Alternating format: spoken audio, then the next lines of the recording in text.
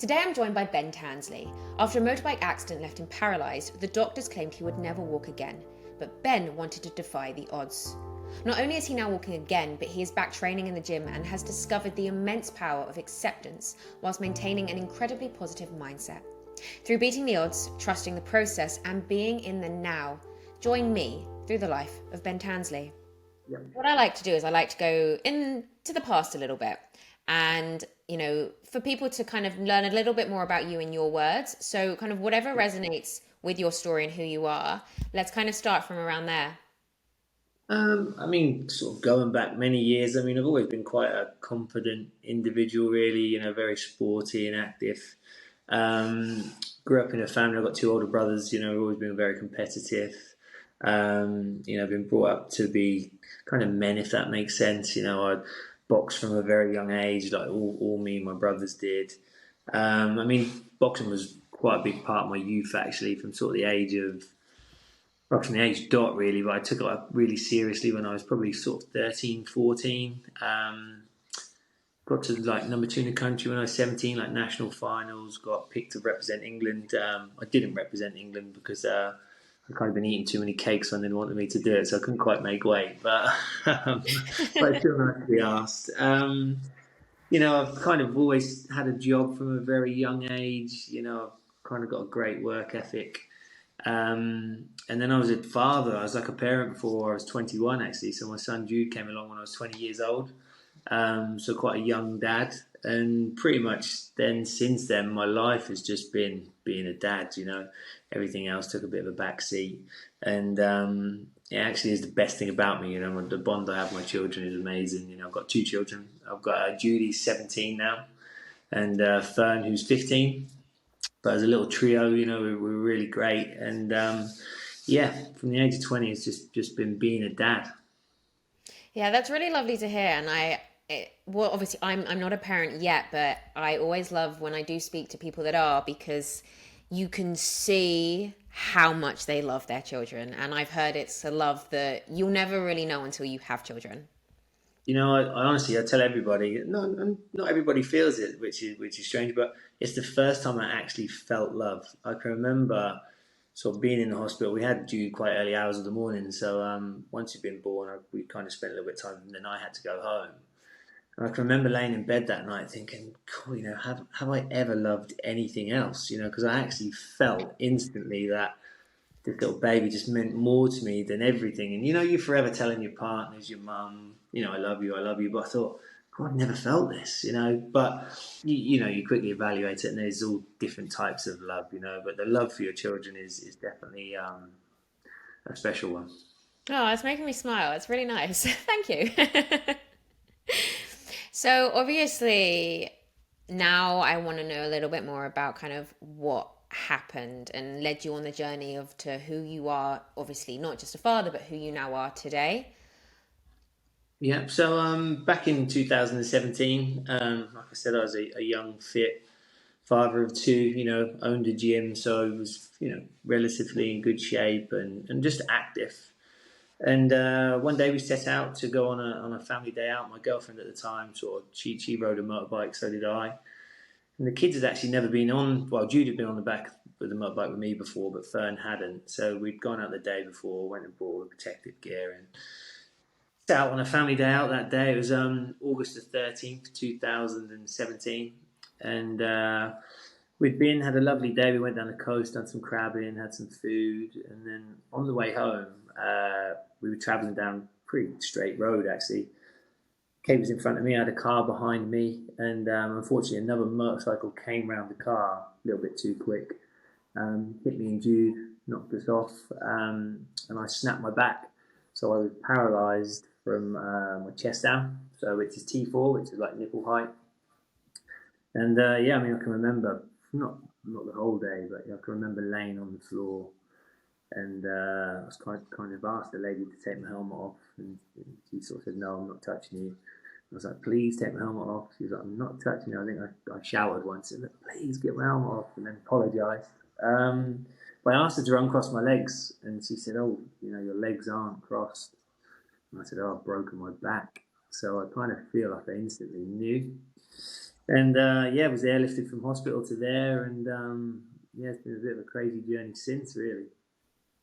What I find really interesting is that you said that you knew you'd broken your back, and I think it's one of those things that our body, even if we can't physically see it, our bodies just know. Yeah, Which is obvious to say, but our mind really can just know and locate exactly kind of what's going on. yeah. I think everything happens for a reason. I mean, even that morning, the plan was always to have Fern on the back of the motorbike with me. I mean, Fern was a lot smaller than Jude at the time, so she would have been 10. And I woke up that morning and said to my partner, I said, "Kit, the Fern's not meant to be on the back of the motorbike with me today." I said, "I don't know why, but I said, I prefer it to be on the bike with you." And Fern was like, "Oh, I've never been on a bike. I want to sort of come with you, Dad." So I think I took her around the block once or twice, so she just kind of got used to being on it. And then that day, obviously, yeah, then I had Judy, we crashed, and I always think, had Fern had been on the back with me, it could have been a lot worse for her. So weirdly, how you get these sixth senses and know things, it's just crazy sometimes. Yeah, I guess it's also the intuition, isn't it? It's really listening to your intuition. That a lot I mean, we don't always know, that's the thing, but sometimes the feelings are so strong we just do them. Yeah, that's right. Yeah, honestly, I mean, I'm an advocate for kind of just trusting the process, and I live my life letting life dictate to me what it wants me to do, if that makes sense. Like, um, I can always pull a positive out of a negative situation. Like I am just the king of doing that, and it's because I just know life works out. It's a complex string. What I do affects other people, and I don't know. It's a crazy world. Yeah, no, it really is. It really is. And well, I mean, now you're training, I mean, you're in the gym and you're training hard. And so I want to kind of know then what happened next because this is where you are now. So what was the next steps? So obviously, I had sort of 3 months in total in hospital, actually being strapped to a hospital bed. And very early on, I mean, I was in and out of consciousness. I was in intensive care. I went through like I think 10 or 12 hour operation where they fixed my spine. So my spine is actually fixed like there with metal rod. Um, and I was told I would never ever be able to stand. They sat me and my parents down and family and said, "Look, unfortunately, Mr. Tansley, you're never going to stand. You're not going to walk." And I mean, the rehab was really just, it was such a shock to the system. Weirdly, I accepted it like really just there and then. I kind of already give myself that diagnosis. I was going to hear that sort of lady say that. Still made my stomach go when she did say it, but I was like, "Oh, this is it," kind of thing. But I mean, I went from being someone like I said, athletic, so I couldn't. The first day they came around for physio, the first stage was like, "Right, we're going to learn you how to sit up." I thought, learn how to sit up? Like, I could do that easy. I've been strapped to the bed for like 2 months. He was like, "Right, you need to do this with your elbow and do that." And I thought, you know, this is simple. But when I started to try to do it, I thought, wow, like I can't even get my head off of bed. And that was how broken I was. But the recovery, like, I think I accepted it so quick. And then I just thought, right, I'm going to be the best version of me in a wheelchair, and I'm still going to be the same dad I am. So I quickly got myself out of hospital. And then really, yeah, I've been an advocate for just being positive and kind of pushing to kind of just live a good life. So, it's been a bit of a journey. Yeah, of course, of course. And I think, well, that's the thing is when you're told things like that, it's hard and it's dark and it's everyone takes it very differently. They do. Um, but where was the moment when you kind of maybe thought to yourself, or even said, okay, I've been told I'm never going to walk again, but I want to walk again, or I'm going to try and walk again. Was there a moment of that?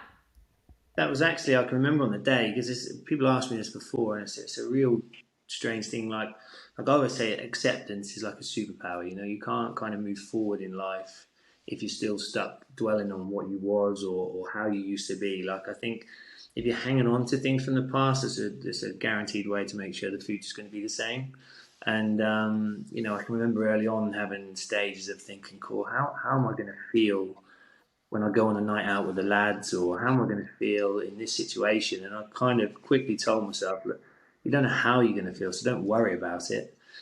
worry about it at the time. If I get there and I don't enjoy it, then I'll worry about it. But it's pointless worrying about the next 6 months of what I'm going to feel like when I go on a night out, because I don't know.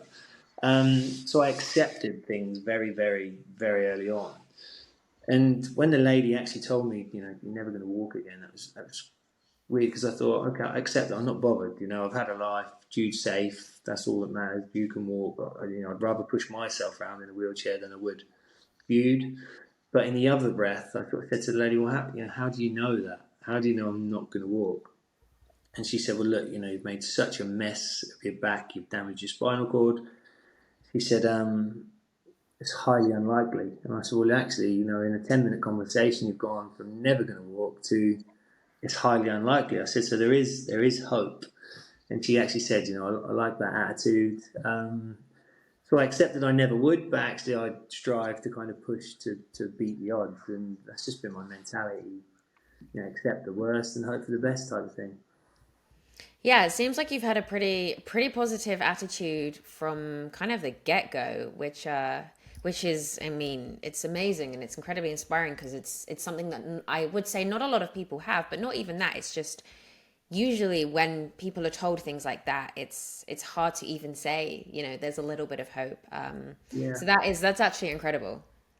I think life, like I generally do live my life. Everything happens for a reason, and when I look back, I mean, they always say, like, you never know the importance of a situation until later down the line. Some good things happen, and actually 10 years down the line, you think, cool, actually that didn't turn out to be that good, or something bad can happen, and you think it's horrific at the time, but 10 years down the line, you might look back and say, well, actually, if that didn't happen, that wouldn't have put me there, and you can piece this jigsaw puzzle together. And I forget where I was going with that, but what was the question? Oh, you put me on the spot now. Um, It was about keeping up a positive attitude. oh yeah, and I always said, like, all the things in life had kind of set me up. This accident was always going to happen. That was just part of my story. Everything happens for a reason. So certain things in life had set me up to deal with that in a way. Like, I always think if I'd have played football, for my whole life, it's such a team sport. You can have a bad game and actually still win. Whereas with boxing, which is kind of what I was pushed in by my dad and enjoyed, such an individual sport. You kind of get out what you put in.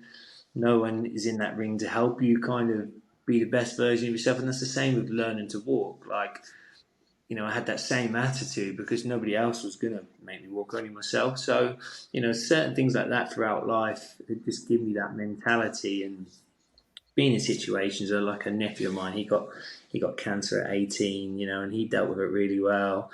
And I think being around those types of things just gave me that mindset of, right, this is it, accept it and kind of move on.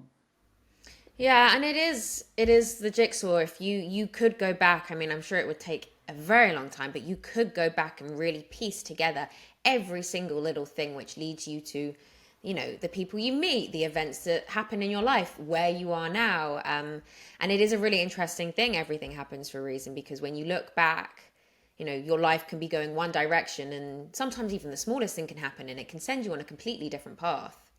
It does, and honestly, I believe it to the smallest of details. Like, even yesterday, I was coming home from work, and I was going through town.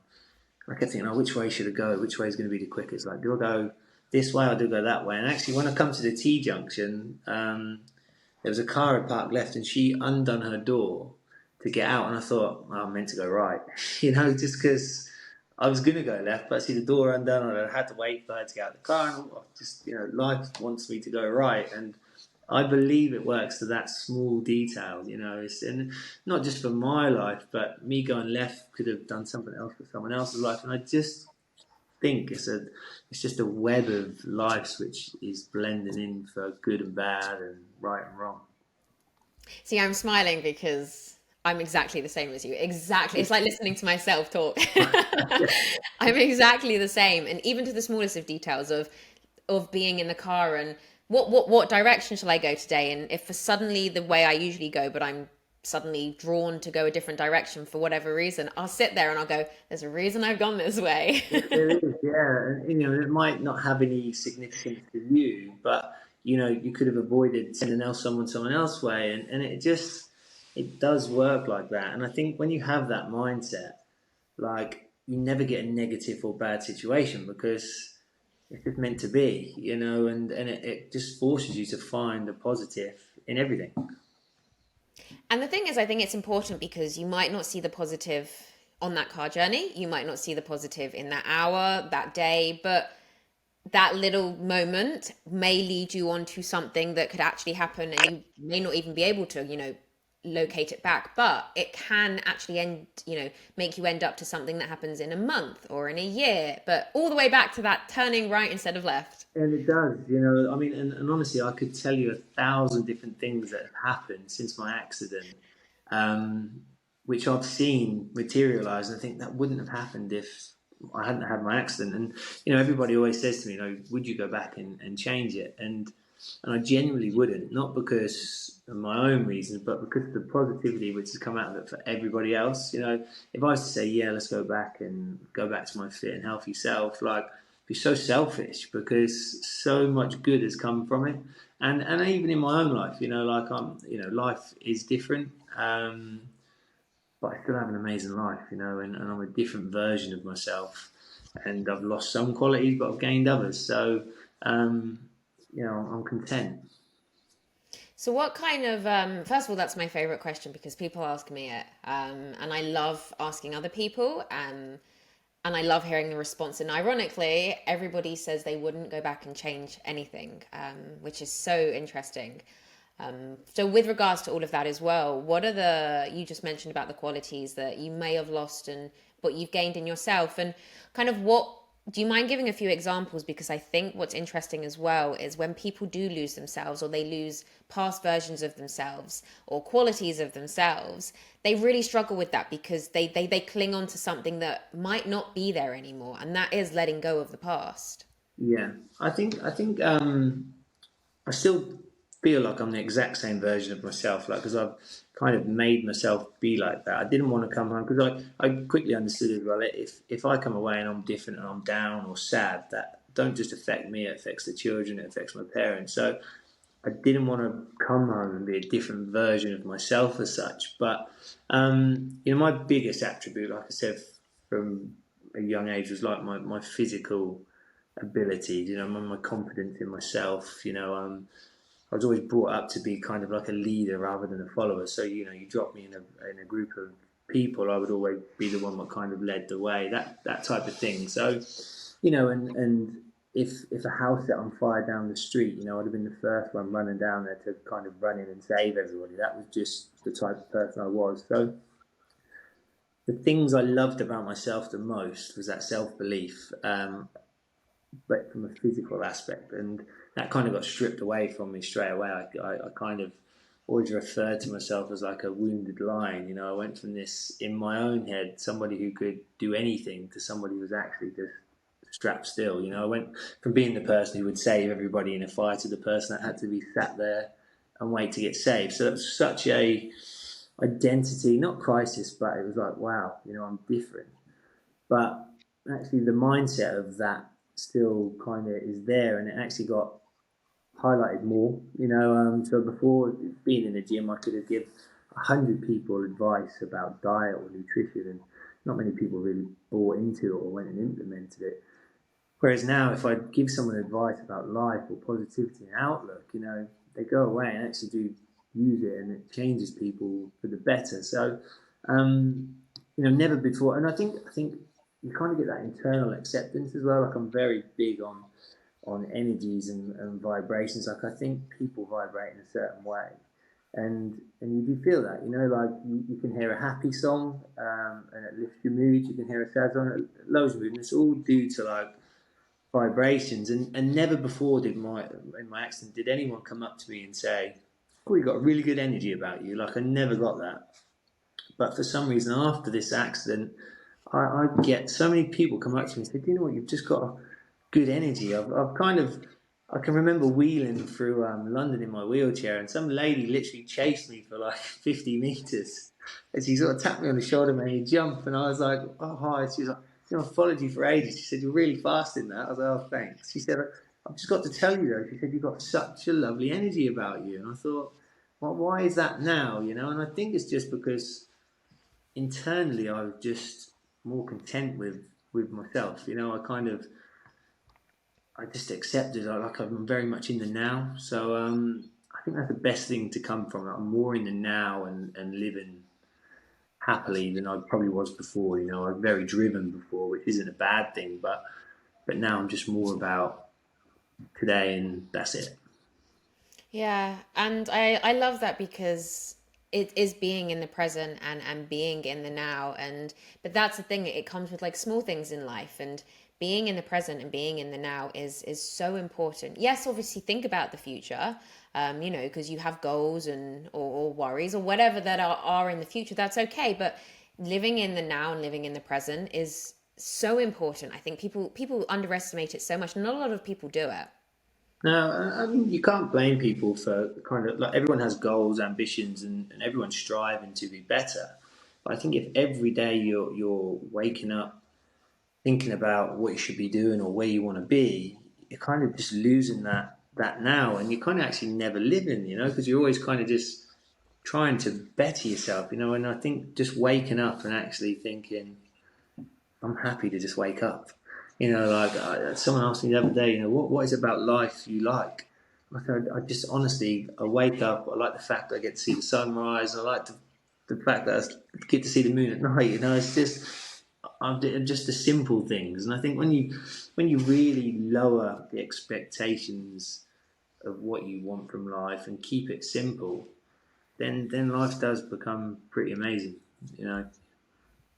I agree, and it tailors in and ties in with gratitude, and like you said, you know, waking up and watching the sunrise and watching the moon at night. I mean, that's something that you're clearly grateful for, and it's lovely because it's being in the present, but also having the gratitude of the things that you have today and where you are today. Yeah, it's yeah. A simple life is a good life, and I think you know when we're unhappy, it does mean life's not going the way we want it to. But we set those parameters, you know. So you know if you have so much, I don't know, like stress, like I need to be doing this, I need to be doing that, then life is always going to be a bit of a struggle. But whereas if you don't give all those pressures on yourself and you just keep it simple, then you know expectations are met and everyone wakes up with a smile. Yeah. And you know what, smiling also so underestimated. I think like you're talking about energies, smiles can be infectious and you can see someone smile plastered on their face and it just makes you smile. So that's why it's nice to sometimes even I mean I smile at strangers sometimes. I say sometimes quite a lot. Because and not everyone smiles back, that's fine. But when I do see someone smile back, it then makes me smile more because this is a interaction between two complete strangers and I might never see that person again, but I don't know if me just smiling at that person walking down the street might have made their day because who knows what they're going through. And that's what you're saying about smiling is just, I think a lot of people need to smile more. Yeah, you know, I think definitely good moods do vibrate, you know, sort of. And I mean, I'll often go through Starbucks drive-through and I'll pay for the person behind me, you know, not for any other reason. I'll say, look, you know, can I pay for the person behind? They'll say, why? I say, it's just like an act of random kindness. But I drive away smiling because I know that when they get to that window, they are going to smile, you know, and I just think they'll be happy with that. I'm happy with that. You know, it's probably cost me £7, £8. It's nothing. Um, and I'm hopefully, well, actually, you know, and I always think, what hopefully one day they'll do the same gesture. You know, it happened to me when I was a very young kid. I was in America with my parents, and we got to a toll, you know, on the road, and I would have been probably 10, 11 years old. And the man on the toll said, "Oh, the lady in front's paid for your act of random kindness," and that stuck with me from that age, and I do it so much now. And when I was driving for physio, it was a 2 hour drive to my physio and back, and I'd always stop at McDonald's on the way home, have a coffee and a wrap. and I used to do it there, so I'd pay for the lady behind. And then one day I came to the window, and the young lad on the till said, "That's okay, I've paid for that." And I was like, "Why is that act of random kindness?" So he'd watched me do this for like the last year, and then he done it, and I thought, oh, what an amazing thing that kind of finally caught on to somebody else. So yeah. Yeah, it's a case of, you can, if you just change one person's life that day, that person changes another person who changes another person. And that's kind of how it kind of does end up going around the world in a way. I think so. Yeah, I think there is a balance to it. Like there has to be as much positive stuff as there is negative. There's always going to be those negative situations and stuff. I think it is just how it works as a balance. But if you can spread a bit of positivity in everyone around you, then the world is going to be a better place. No, I agree. I agree. And then just kind of on the topic of, I guess, negativity and a little bit more of darkness. Obviously, I can see and that you are an incredibly positive person, and everything you've been through, you have this incredible positivity and the mindset that you bring. But were there times, of course, where it did get pretty dark what you were going through? Um, so I think everybody has to deal with everyone has to process everything at some stage. I don't know why. I accepted it very early on, and I don't have down days. Like I'm very much. I still have negative thoughts every now and then. Like it might be something silly. Like I'll be in the gym and there'll be someone doing pull-ups, and I think, God, I could have done more than you. And I'll have that. But it's as quick as I think it, I'll be like, but you can't. So I have similar things like that. But probably the lowest. I had a stage. So I'd been with my partner for maybe 10 years, and I'd been paralysed maybe a year and maybe a year and a half, and hadn't had a down day, like not at all.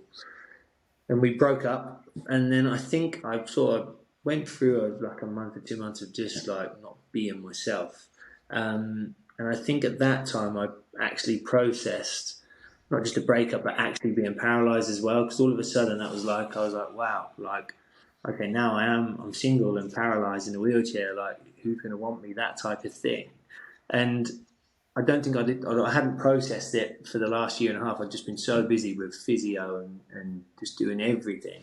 I'd overstepped that recovery stage. So I think I processed two things at once, if that makes sense. So, everyone kept saying to me, "Oh, you're going to be down. You're going to have this," and I thought, "I'm not." But I had certainly had a couple of months there of just being in my own head, and you just random things you think, and I quickly processed it and thought, yeah, I'm at where I'm at. Someone's going to want me. But I definitely had the lowest point then of processing the two things.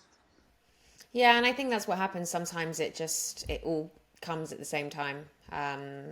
It's maybe if you don't even realize that it's slowly creeping in, or your cup's slowly filling, and then suddenly that's it. It all just overflows at the same time, and it happens to a lot of people. A lot of people.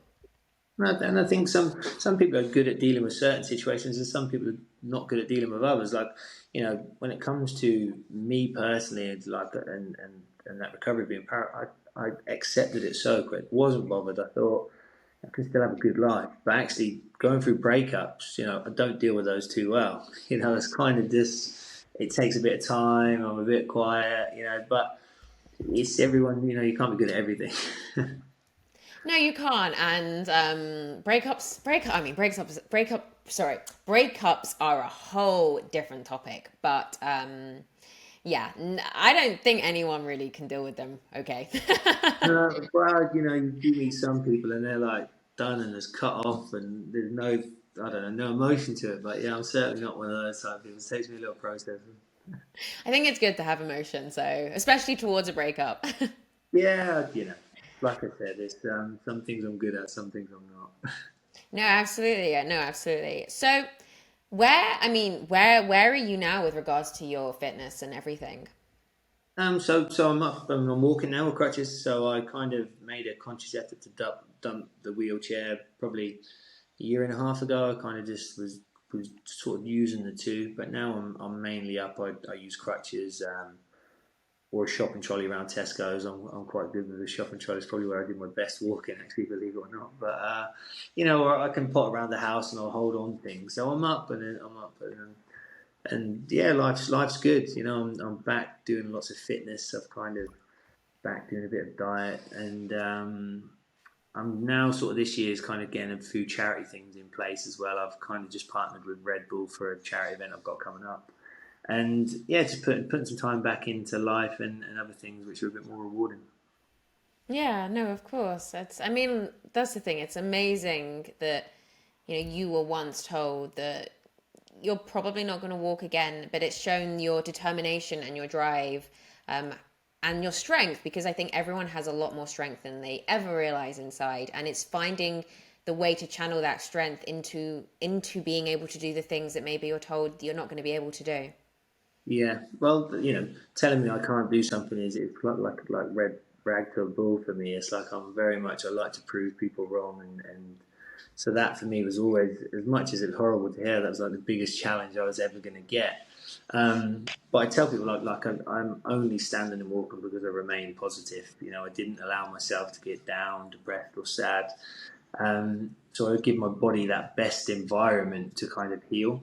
And I always say to people, like, if someone contacts me and they've just been newly paralyzed and in a bad way, I'm like, the more positive you can keep your mindset, the better chance you're going to have of anything. And it's just, life's going to be a lot better if you can just keep your mindset in the right place. And that all comes back down to that acceptance. Like, you are where you're at. The quicker you can get your head around that, the quicker you're going to recover, the better you're going to be. Yeah, I mean, that's incredible advice, because what I was going to ask you next is, if you had advice for somebody that maybe was recently paralyzed, apart from the positivity aspect, because obviously that's incredible, but what else would you say to them if they were at that level? Um, I think certainly sort of process it. Take a little bit of time, um, and like I always just like go down that acceptance route of, like, you know, life is still amazing. And that's what I'm an advocate for. Like, you might think you can't do this, you can't do that. You can do absolutely anything if you want to. Okay, it might be 100 times harder than it was before, but if you really want to do it, there's still an amazing life to live. Um, and don't just kind of accept it. Just don't sit there and kind of think this is all I've got, because you can do so much more.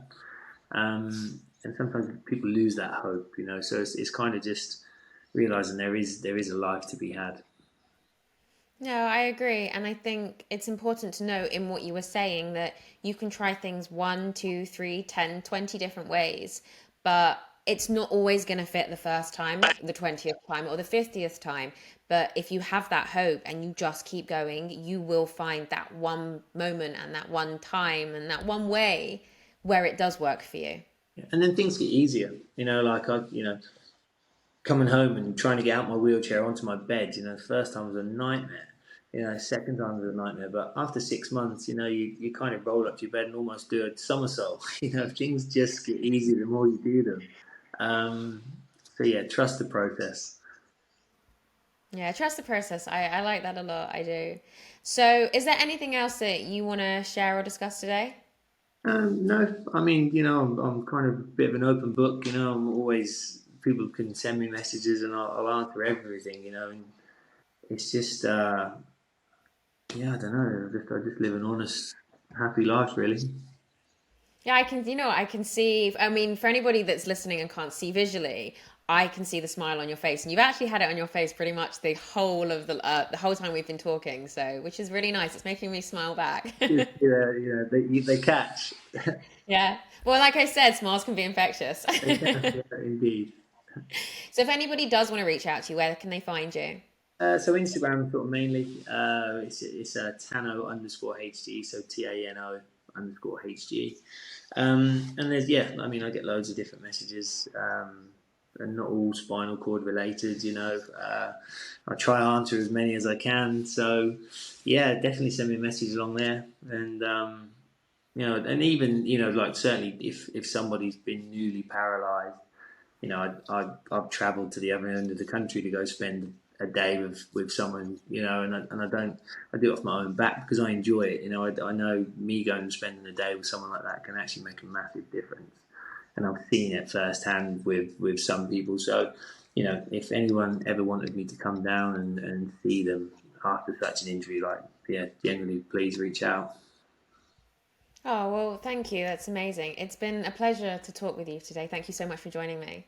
You're welcome. Thank you for having me. Ben's story reminds us that we too can beat the odds with hard work, determination, and a huge dose of self-belief. So this week, think about something that you were once told you wouldn't and couldn't do, and yet you still did it. So you did it once. What means you can't do it again? Or you might be there for the very first time. And I want you to know that you are a lot stronger than you realize. Just because someone else or even yourself has told you that you can't achieve something, don't stop there. Believe in yourself and your abilities, and that you can and you will. And if anything, I hope you too have a smile on your face right now. So, stay tuned for more incredible stories, and thank you for joining us. Until next time, remember that you have the power to get back up.